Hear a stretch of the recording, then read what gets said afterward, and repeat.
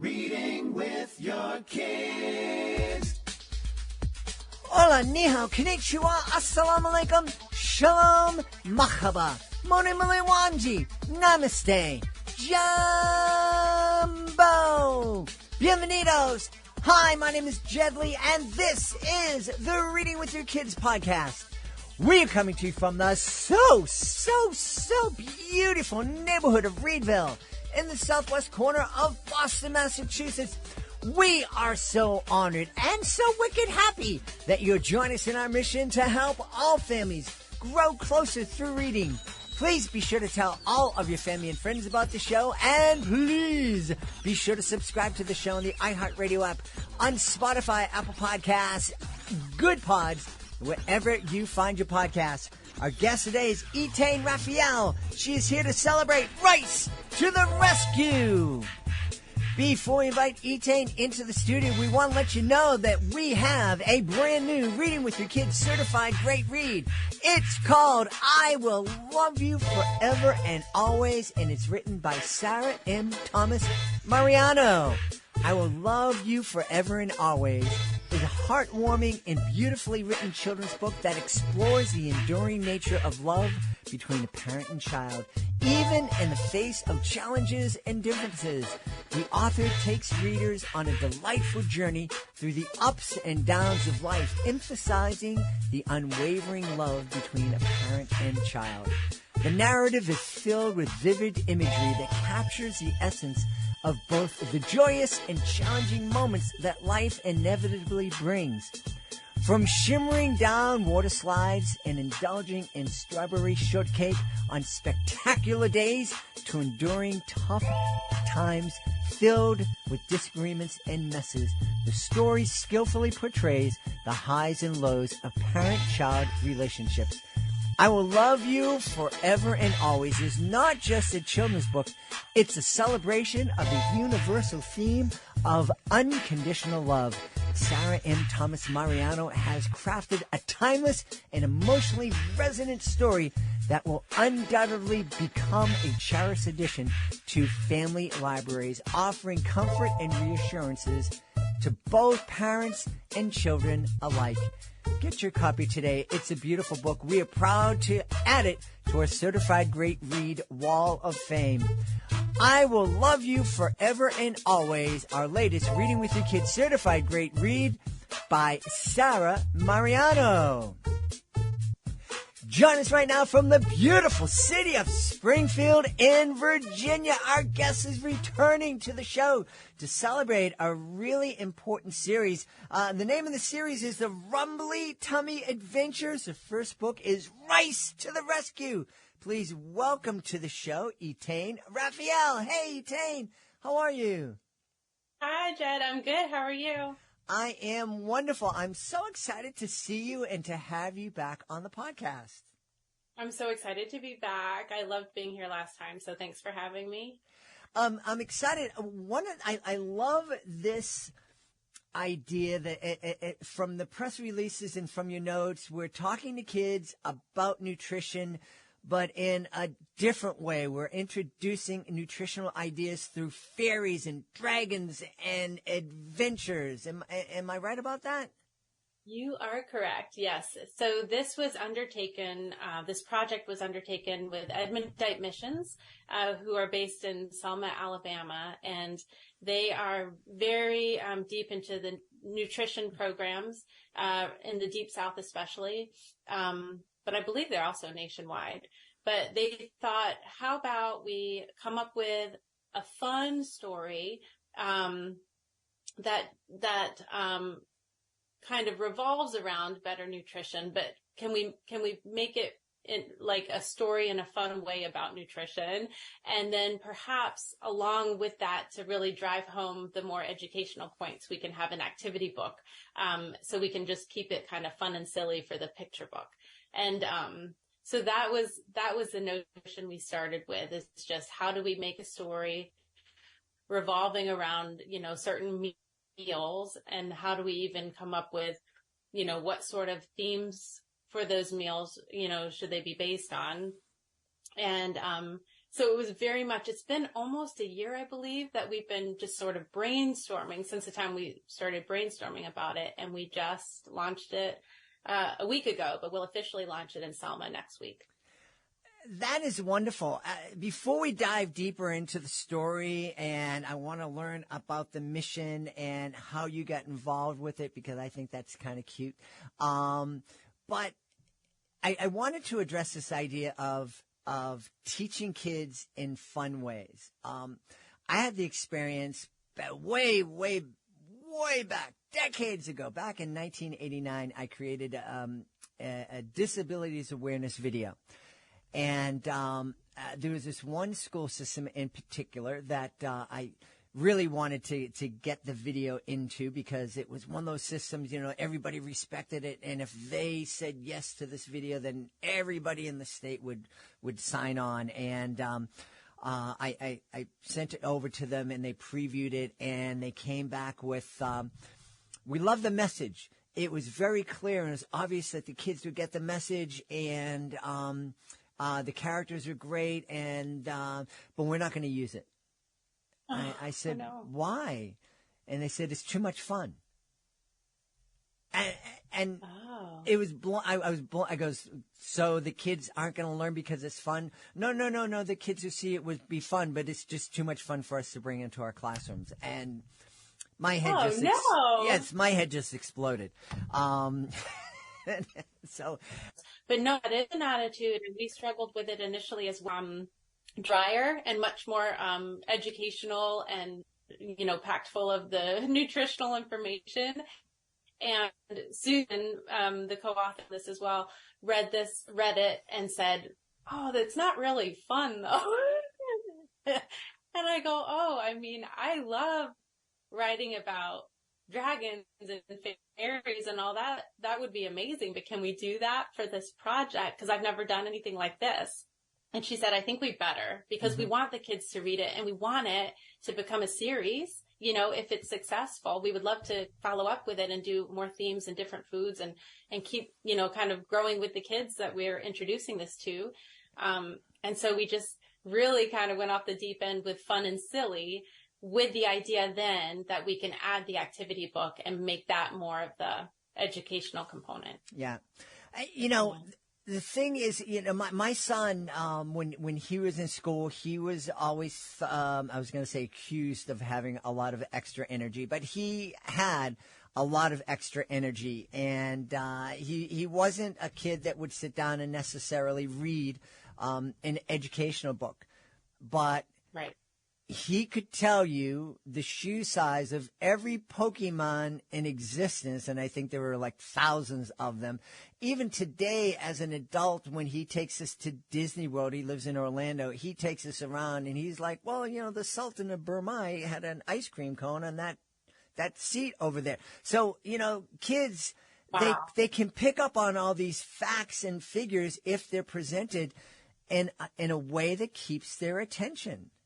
Yes, exactly. That's exactly right. And no one's going to read it to begin with if it's not fun. Mm-hmm. If you're doing a children's picture book and you make it just boring, who's going to even read it and want to buy the next one? It doesn't make any sense, Yeah. So we just thought, and Edmundite Missions also, in Selma there, they polled their community for a lot of the different steps in this process. So they polled them about, the types of food that they would be interested in learning how to cook. And a lot of people there don't use ovens for cooking. So they use crock pots and microwaves. And so we had a chef from the Food Network, Leah Brickley, who joined us for this. And she actually customized recipes with that in mind for them, with ingredients that could be picked up at the local dollar store, that sort of thing. Wow. So they're nutritious meals with accessible, affordable ingredients, and even the characters, for the book, we pulled the community because they're Black characters, and our illustrator, Andy Ketch, who's wonderful, she and I were a bit nervous to undertake it for that reason. When, we think, I asked Black authors that I knew if they would be interested in working on this project, but it was so out of our wheelhouse, like this literacy and nutrition, that I think it just intimidated everybody, and myself included. But because my dad got me involved, I thought I'd better just go ahead and see what I can do with it. But with Susan's guidance, they polled the community. They asked about hairstyles for the kids, who are, in the book. And, so we hope we've done everything, that we can to make it really hit home and be relatable to the community, especially there. Well, that's wonderful. And it makes perfect sense too. If you're talking about nutrition and, you're presenting these ideas that, yes, everybody must go out and eat kale. But the only place that folks can shop is the dollar store, and maybe they'll get like a bag of kale chips. That's, you have to be realistic. And so how did you get to work with a group of people who were so realistic? I don't know if that's the proper word, but it's just like, okay, we know what we'd love to have, but this is what we actually have. So let's deal with what we actually have. That was so huge, Jed. And it was something Susan and Andy and Leah and I all really struggled with initially, because we're like, is it really a book about nutrition if we have bacon in it, and if we have these things that aren't really super nutritious, but it's better than what a lot of people there are eating now?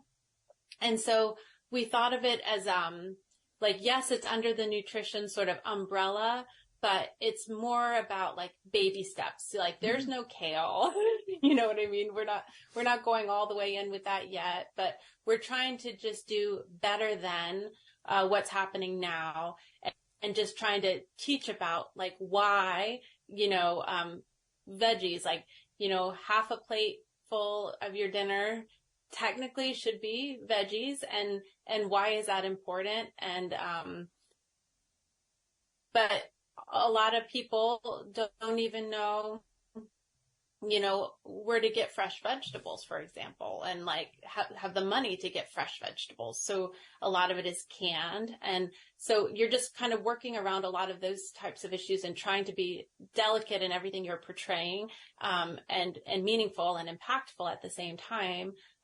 So a lot of this, I'm really curious when we go there. I'm going to Selma next week to help with the launch. And really, I hope people are really honest with me about what's hitting home. What did we maybe miss? How could we do better if we do a book too? Because we want this to make a difference, and make a positive impact. Yeah. So we'll see.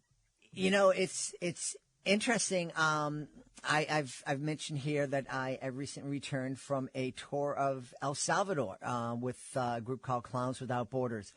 And after our first day of performance, we received word from the government that we were kind of shut down for 3 days because there was a hurricane that was going to hit the nation. And being from Boston, where we have lots of hurricanes, I immediately thought, whoa, we got to run out to the supermarket and get milk and bread and eggs and all that other kind of stuff. And I was very surprised that I'm in the supermarket and there's no rush and there's all this food and none of the shelves have been empty. And I couldn't decide if that was because the people didn't panic and didn't have this culture of panicking, or if they didn't have the money to go out and stock up on all the stuff that they thought they might be needing. And I have a feeling it was probably the latter. And so I love that in this book you're working with the community to help decide, let them teach you what it is they need, and you lending your expertise as a writer of really entertaining books, going, okay, great, that's what you need. Let me put this into a fun story. Exactly. And so initially I was just watching a bunch of YouTube videos on like good dollar store meals, and there's surprisingly a lot of videos, and I just noticed that rice kept coming up with a lot. So I'm like, okay, rice is is a possible theme here, but then Andy and I would talk and we're like, well, rice, I mean, it's nutritious if it's fortified, but not everything is fortified. And then, okay, well, brown rice is better, but do people really want brown rice? I don't really like brown rice myself, and then like, can you really call it a nutrition book if it's all these like carbs and rice and all this stuff? But we just kept having to say, you know what? We have to take it in baby steps, and we have to just get on a better path and see what we can do as a step one, So yes, there's cheese, there's bacon, there's rice, there's carbs, all that stuff. And, it's not any sort of a diet book or anything like that. It's just, how can we do a little bit better? Yeah. That's honestly what it mostly is about. Yeah. And, I found that people who go to the gym for the first time, they're much more likely to go back a second time and develop a really good exercise routine and a love of exercise if they go in there and they're realistic. And instead of trying to do a marathon their first time out, they get on the bike and if I can do 5 minutes, that's good. And I'll come back and do 6 minutes tomorrow and 8 minutes the next week. And that is perfect. I love that analogy so much. That's exactly right. Yeah. That's exactly what we're trying to do. Yeah. So are you ready? Because you are going to get blowback. I mean, you are going to have the food fanatics tell you that all these carbs and no, they shouldn't be doing this, and they should have the plate full of kale. Are you ready for that criticism? Yeah. Somebody told me when I turned 40 that you're just going to be like, you know what? You're going to stop caring so much about what other people are saying and complaining about. And what I'm trying to do is, when people have something to say and it's good information, I try to listen to it and take it to heart and change, whatever I'm doing. But if it's just kind of complaining with no better solutions, then I'm at a good point to ignore that right now. So that is truly one of the benefits of aging. And I won't use the expression because it's impolite here about why getting older is great, but it's just, you're able to kind of say, great, thank you. We'll file that away and we'll think about that for later, and have a nice day. Yeah. So Etaine, please tell us about the characters we're going to meet in Rice to the Rescue. Yeah, so Sean and Nia it starts off, they're in a classroom at school, and they have a visiting chef for the day. So the chef comes and she's teaching them about better nutrition, and they're just kind of spending the day cooking in school. And so on the walk home from school that afternoon, they have this idea to just make up a silly story together and use the meals that they learned about that day as part of the story. So it starts off with a princess who's trapped up in a tower, like a Rapunzel type of princess. And all she does up there is bake like cakes and sweet treats. And so she's very weak and she can't escape. And one day she just thinks there's got to be something better than this. And a fairy flies by her window and says, I can help you, but first you need to eat something better to get stronger so you can also help yourself. And so they make a meal, and then she conjures up a knight on a unicorn down on the field below them. And she's like, but how do I get down there? And the knight stays on his horse. He's not a very good knight. He just stays on his horse and says, you're going to have to climb, but don't worry, I brought a ladder. So she starts to climb, and she's weak. She's still weak. She's not strong enough quite yet to do the climb. So she falls, and then she's caught on a dragon. She falls onto a dragon's back. And then the dragon also makes her a meal on their flight down to the ground. And then once she's back down on the ground, the knight has also made up another meal for her. So she's getting stronger and stronger, and she has basically escaped, with their help, and is moving on to bigger and better things for herself. Wonderful. So that sounds like an awful lot of fun, and certainly stories that kids could get into it and would want to read again and again and again. And it's a perfect way to read it and let's have some fun and read it a second or third time and like, hey, you want to make one of those Princess Strunger making meals, and let's start talking about the ingredients and let's get into the kitchen and cook together. And wonderful. Great job. Yeah. And there are the recipes. There's 6 meals that are mentioned in the story, and those recipes are also included at the back of the book. And they're all crock pot and microwave based meals. Wonderful. Hey, tell us about the Edmundite Missions. Who are they and what are they all about? They are a Catholic nonprofit group, and the ones that I'm in touch with are based in Selma, Alabama. I know they're also in New England, and like I said, they might be nationwide. I'm not sure, but I'm working with the folks in Selma, and they have been, feeding the impoverished communities there for decades. And Susan Raymond, who is their vice president, used to work with my dad. They were in public health together. And she just called me about a year ago and said she really wants to try to think of some more creative way to help the communities there with both literacy and nutrition. And it was a cause that she's been working on for many, many years, and she's very passionate about it. Just a beautiful person. And I just talked to her. I wasn't really planning on taking on the project myself, but just talking to her made me think, oh my gosh, how could I not, be a part of that if they want me, even though I felt like, who am I in this literacy and nutrition world? I don't know too much about it. I'd have to do a lot of research, to be competent.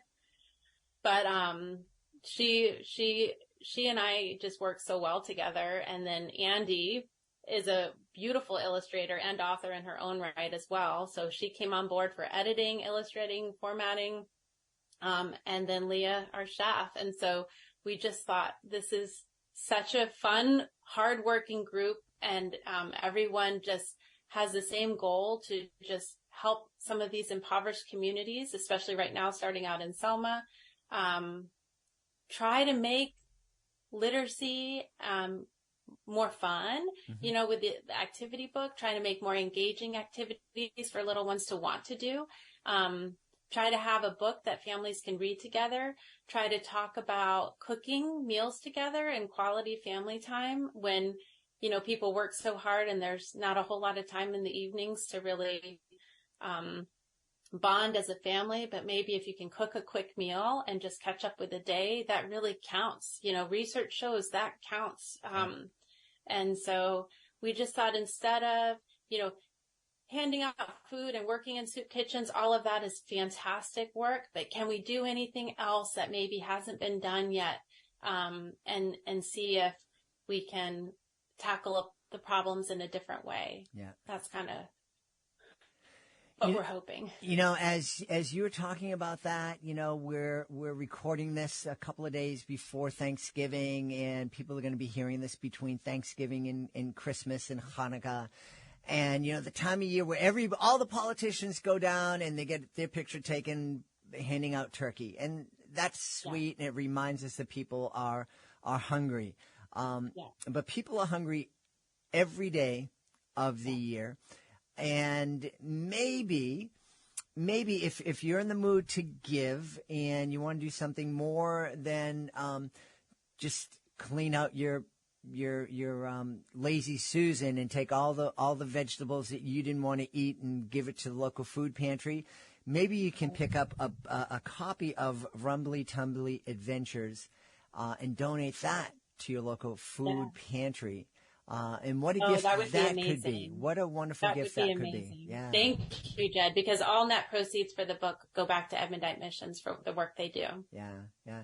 So tell everybody, I'm assuming, well, I don't want to assume anything because, when you assume you make, and so tell everybody where they can go to find out more about this great series.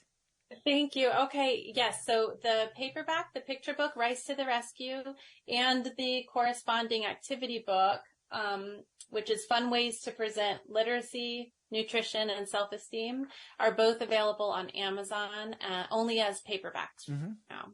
Yeah.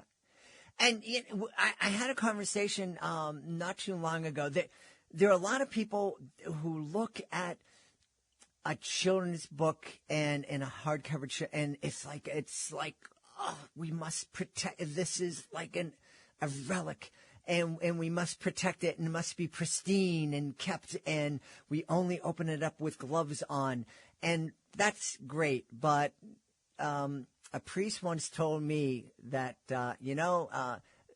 I can tell if you really love the book if it's all nasty and dog-eared and, there's underlined and the spine is broken, and that just tells me that you've used it over and over and over again. And I think that's the kind of that's the kind of reaction we want families to have with Rice to the Rescue. That would be amazing. Yes, we would love, food marks on the pages and all of that. That would be wonderful. Yeah. We've had a great time speaking to the author of Rice to the Rescue, a great new first book and a great new series created with the help of the Edmundite Missions and, of course, written by our guest, Etaine Raphael. Etaine, thanks so much for being back with us. Thank you so much, Jed. I really love being here. We hope you've enjoyed this episode of the Read With Your Kids podcast and will join us for the next exciting episode. Until then, we want to thank the folks who made today's show so wonderful. Of course, we're going to start by thanking our guest, Etaine Raphael. Please be sure to check out Rice to the Rescue. We also want to congratulate our latest certified great read book. It is called I Will Love You for Always and Forever, written by Sarah Mariano. I want to thank my team, Fatima Khan, Rory Grady, Ann O'Leary, Soji Franklin. I want to thank my beautiful wife for all the support she gives me. Most of all, we all want to thank you. Thank you so much for taking the time to join us today. And as always, thank you so very much for taking the time to make the world a better place by reading with your kids.